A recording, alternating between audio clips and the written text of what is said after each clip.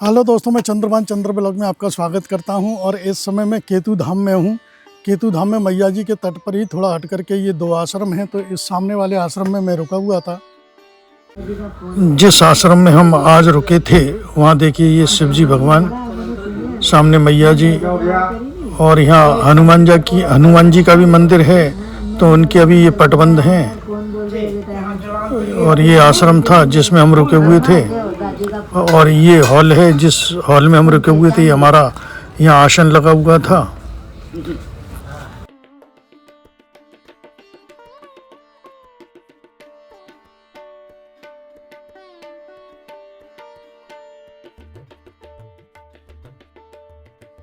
ये आश्रम था ऊपर, अभी पटबंध थे इसलिए मैं दर्शन नहीं करा सका।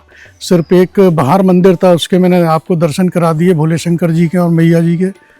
ये नीचे हॉल था, इसमें हमने रुके हुए थे। ये केतु धाम शहर के लिए जा रहा है और ये सामने मैया जी है, तो चलते हैं। अभी मैया जी के तट पर ही जाएंगे या किधर से जाएंगे अभी देखते हैं, हम मालूम करते हैं। चलते हैं मैया जी के तट पर ही। मैया जी के तट से मोहर कला एक जगह है, वहाँ पहुँचेंगे। ये हमने पूछा था यहाँ के ग्रामवासियों से, उन्होंने कहा था कि 2 किलोमीटर जाओगे वहाँ से आपको रोड मिल जाएगा।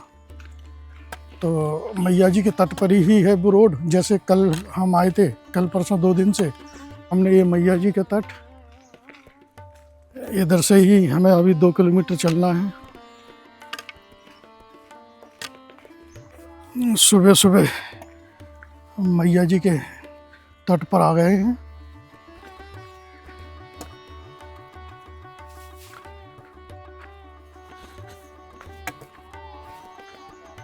अभी कोहरा बरकरार है, कोहरा पड़ रहा है, धुंध छाई हुई है इसलिए साफ नज़र नहीं आ रहा है।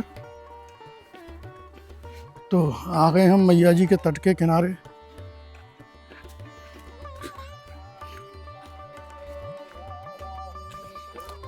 इधर से ही चलना है महाराज, ऐसे ही चलना है।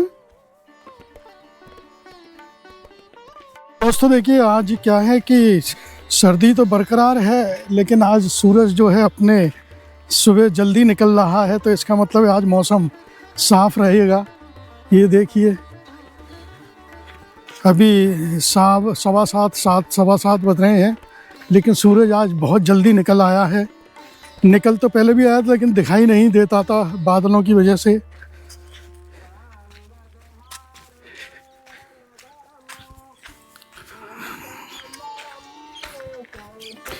और ये मैया जी का तट है, तो मैया जी के दोनों तरफ ही सुबह सुबह कथा हो रही है, कहीं पाठ हो रहे हैं। पूरा भक्तिमय माहौल रहता है मैया जी के तट पर।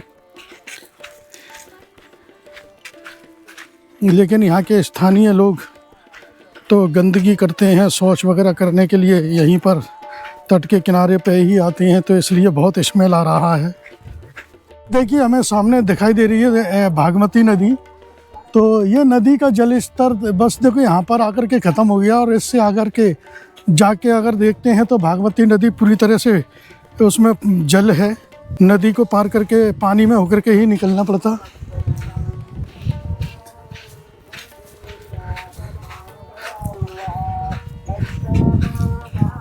ये बागमती नदी यहाँ आकर के जल शायद हो सकता है कि इसमें मिट्टी की तलहटी में नीचे होकर के मैया जी में समाती हैं, क्योंकि पानी तो बहुत पूरी तरह से है। ये भी एक हमें ताज्जुब देखने को मिल रहा है।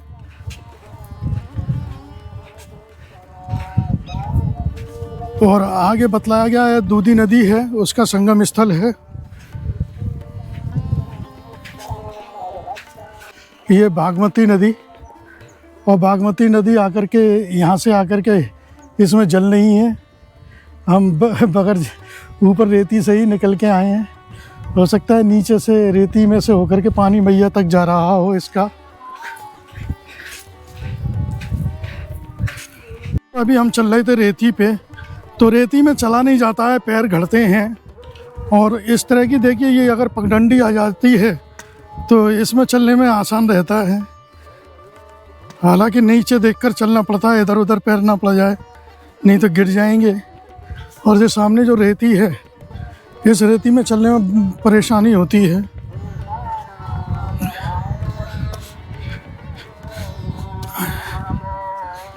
नर्मदे हर, नर्मदे हर। ये मेरी नर्मदा परिक्रमा के दौरान ये पहला ऐसा दिन निकला है कि जिस आश्रम में मैं रुका था, आज मैं एक भी परिक्रमावासी नहीं था सिवाय मेरे को अकेले उस हॉल में रहना पड़ा था। और हमें सामने बतलाया गया है दूधी नदी।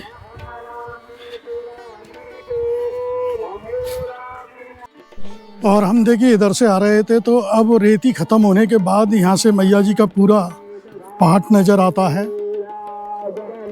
चलते हैं आगे।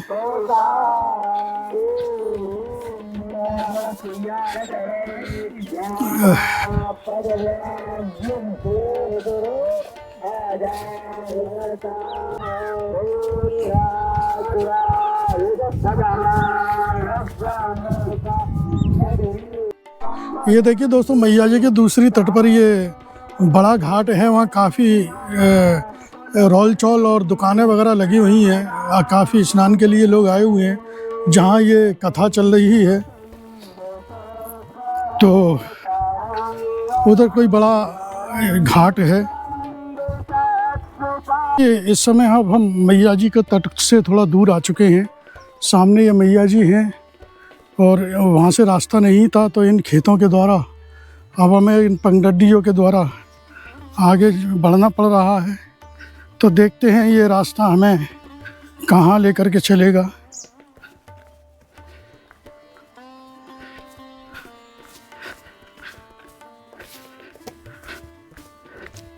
और ये चने की खेती है, सामने ये गेहूँ लगे हुए हैं।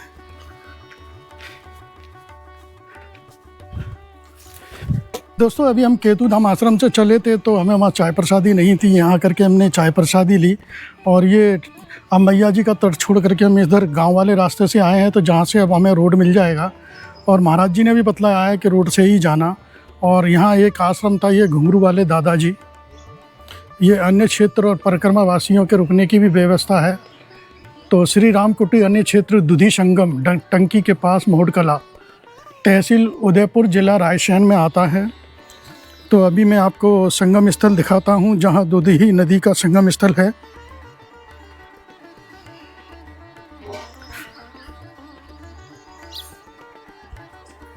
यहाँ मैया जी हैं, भोजन प्रसादी की तैयारी कर रही हैं।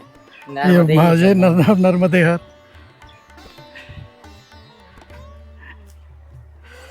तो चलिए मैं चलता हूँ, आपको संगम तट दिखलाता हूँ। ये देखिए दुधी नदी संगम स्थल, और ये आश्रम है टंकी के पास। देखिए दोस्तों, इस समय मैं दुधी नदी संगम स्थल आ चुका हूँ। ये मोहड़ कला गाँव जो जिला रायसेन में आता है और तहसील उदयपुरा। तो मैं दिखाता हूँ यहाँ से आपको दूर से तट उस तरफ है, क्योंकि दुधी नदी दूसरे तट पर है। ये बहुत ही अद्भुत संगम स्थल। इस समय यहाँ कल पंचकोशीय परिक्रमा समाप्त हुई है, तो आज भी यहाँ देखिए उधर कितने टेंट वगैरह और ये गाने बजाने चल रहे हैं। दुधी नदी,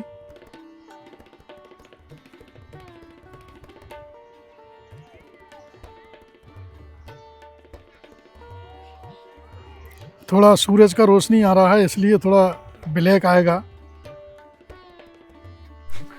यह है दोस्तों मोहड़ कला गाँव, और उस आश्रम से अभी हम चाय पी करके निकले थे। तो उन्होंने बताया था कि रोड वाले रास्ते से ही जाना है। और उससे पहले भी जब हम केतु धाम से आए थे तो उन्होंने सही कहा था कि रोड पे आजकल क्या है कि खेत हैं, खेतों में पानी दिया जा रहा, तो कीचड़ इतनी है। और इस तरह से निकल के आए हैं हम बच करके। फिसलन, अगर पैर फिसल जाए तो सीधा नदी में जा कर के गिरें।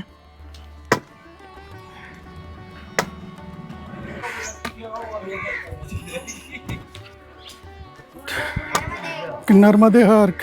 काफ़ी देर हो गई हमें चलते हुए इस गांव में। अभी आगे देखते हैं।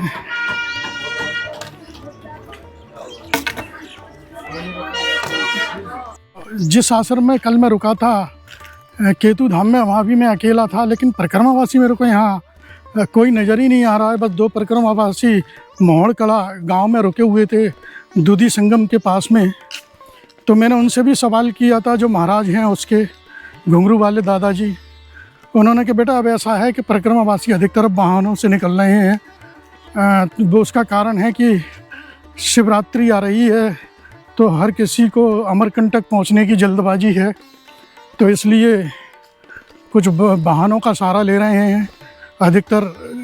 इसलिए यहाँ परिक्रमावासी अब कम इस रोड पर आ रहे हैं और बहुत से हाईवे से निकल रहे हैं। तो सिर्फ अब ये देखिए, सुबह से मैं चल रहा हूँ, सिर्फ मैं अकेला ही नर्मदा पथ पर चल रहा हूँ, बाकी कोई परिक्रमावासी नज़र नहीं आ रहा।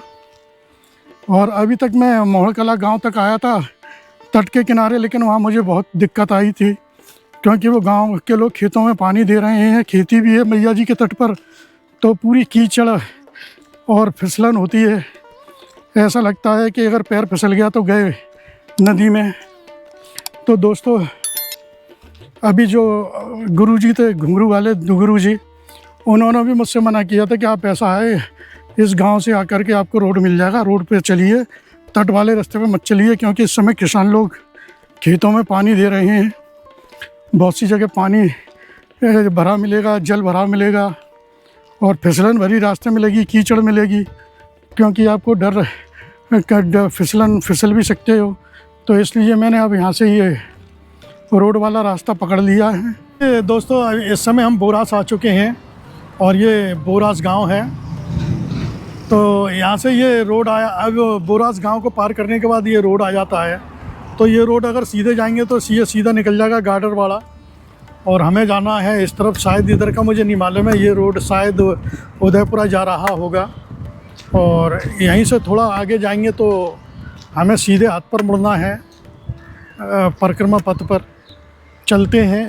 परिक्रमा पथ पर बोरास पर ये एक चौक आ जाता है, चौराया है, तो यहाँ से एक सीधे हाथ पर रोड जाएगा, हमें उस रोड पर जाना है इस तरफ। इधर जाना है, इधर परिक्रमा मार्ग चलते हैं। हमें इस रोड से जाना है। ये प्रधानमंत्री के तहत जो बनाई गई सड़कें हैं वो हैं।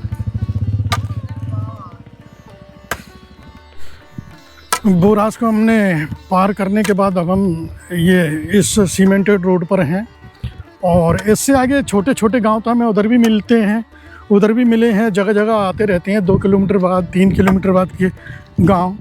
तो दोस्तों, अब इससे आगे अब हमें नहीं पता कि कौन सा जगह आएगी, तो हमें तो बरमान घाट तक चलना है। तो देखते हैं कि बरमान घाट हम कितने दिन में पहुंचेंगे। और अभी यहाँ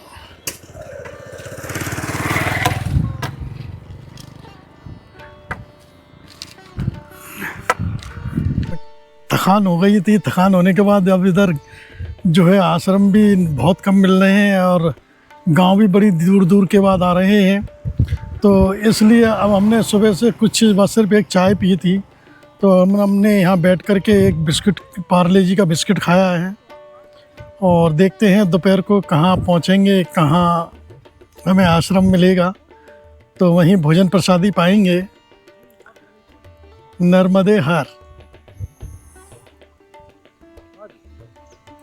और सुबह से जब हम चले हैं तो मेरे को कोई परिक्रमावासी नज़र नहीं आया, और ये 2 परिक्रमावासी हैं जो इस समय हमें नज़र आए हैं। कोई दिक्कत नहीं भाई। हाँ जी, नर्मदे हर महाराज, नर्मदे हर।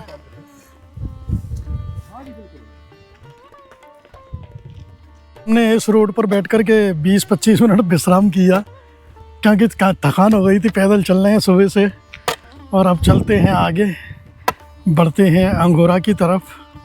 अंगोरा एक जगह है हो सकता है वहाँ आश्रम वगैरह मिलेंगे।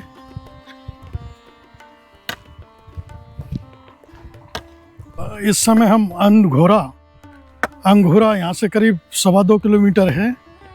ये रोड मैप लिखा हुआ है माइलस्टोन। नेशनल हाईवे यहाँ से 9 किलोमीटर है, जबलपुर वाला। चलते हैं और 2.25 किलोमीटर की दूरी तय करते हैं, वहाँ कोई आश्रम होगा देखते हैं।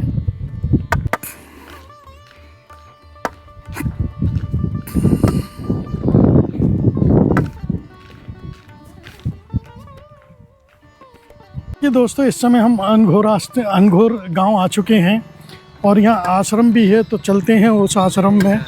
नर्मदे हर यहाँ हमें बतलाया गया है आश्रम है। अगर आश्रम है तो वहाँ भोजन प्रसादी की व्यवस्था हो जाएगी वहाँ। तो भोजन प्रसादी पा कर के फिर थोड़ा हमें कपड़े वगैरह भी सुखाने अपने। तो कपड़े सुखाने के बाद 1-1.5 घंटे का हम यहाँ ब्रेक लेंगे, 2 घंटे का। उसके बाद फिर हम यहाँ से आगे बढ़ेंगे। इस रास्ते पे जाना था, हम आगे चले गए थे, और क्योंकि गाँवों में लिखा हुआ नहीं है, कहीं लिखा हुआ होता है तो कोई बात नहीं होती। हम देखते हुए चलते हैं। ये अनघोरा गांव में हम आए थे, तो बड़ी पूरा गांव घूमने के बाद ये हमें गौ घाट पड़ा है, जो कि मैया जी के तट पर ही आश्रम है।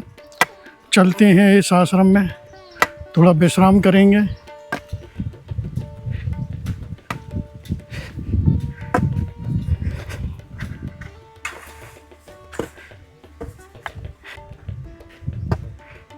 रखते हैं।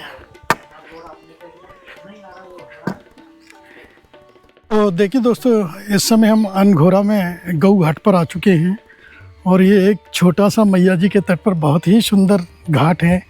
ये आपको यहाँ स्नान घर वगैरह, ये महिलाओं के लिए शौच, और ये पुरुषों के लिए। और ये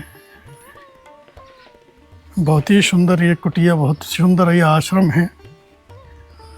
और ये 2 संत आए हुए हैं परिक्रमा के लिए। आप कहाँ से हो महाराज?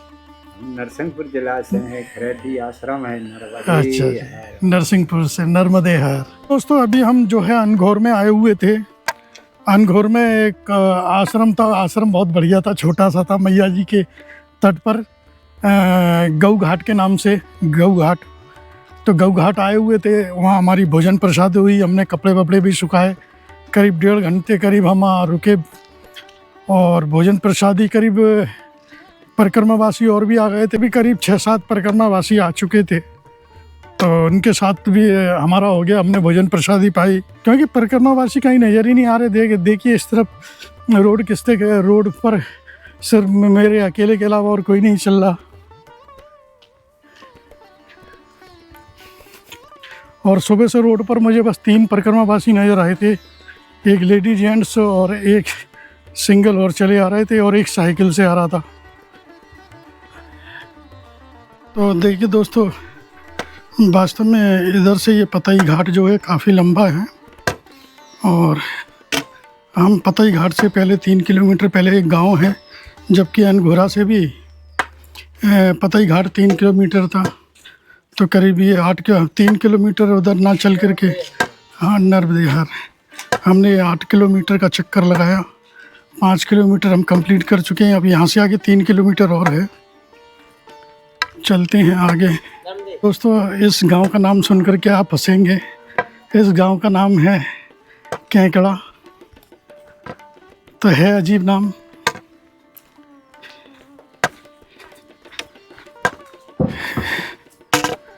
इस गांव का नाम केकड़ा, जो कि एक अपने आप में अजीब नाम है। तो देखो दोस्तों, ये केकड़ा गांव, और इस गांव से आगे आकर के ये गांव में सीधा रोड जा रहा है, लेकिन ये पतई घाट के लिए ये कच्चा रोड है। अब यहाँ से हमें इस कच्चे रोड से चलना है। हमने सबसे बड़ी गलती कर दी। उधर वो 3 किलोमीटर था पतई घाट अनघोर से, और हमने उधर से किनारे वाले रोड से ना जा कर के इस रोड वाले रोड से आए, तो ये केकड़ा गांव यहाँ से 5 किलोमीटर और अभी यहाँ से 3 किलोमीटर, अब यहाँ से पतई घाट है, तो कम से कम हमको 5 किलोमीटर एक्स्ट्रा चलना पड़ा। देखिए इस समय हम पतई आ चुके हैं, पतई गांव, और यहाँ से अभी पता नहीं कितना दूर है, आधा किलोमीटर है, कितना चलना पड़ेगा। तो चलते हैं पतई घाट। ये रास्ता सीधे गांव में जा रहा है अंदर, और ये रास्ता हमें बताया गया है कि ये सीधा घाट पर जाके निकलेगा मंदिर पे। चलते हैं मंदिर वाले रास्ते पे, क्योंकि इधर से जाएंगे तो हमें अंदर गांव में घूमना पड़ेगा। ये पतई गांव का सामने स्कूल है। इस समय बच्चे खेल कूद में व्यस्त हैं।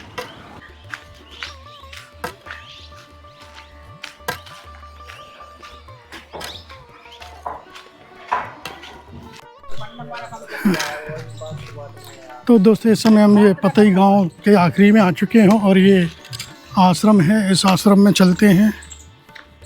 आज हमें थकान बहुत हो चुकी है, तो आज हम यहीं विश्राम करेंगे। आश्रम तो काफ़ी अच्छा है, लेकिन यहाँ थोड़ा गंदगी है इस तरफ, और आगे देखते हैं।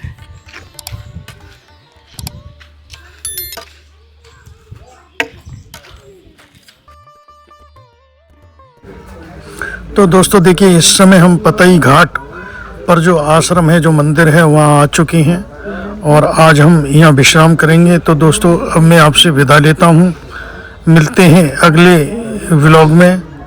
जब तक के लिए नर्मदे हर।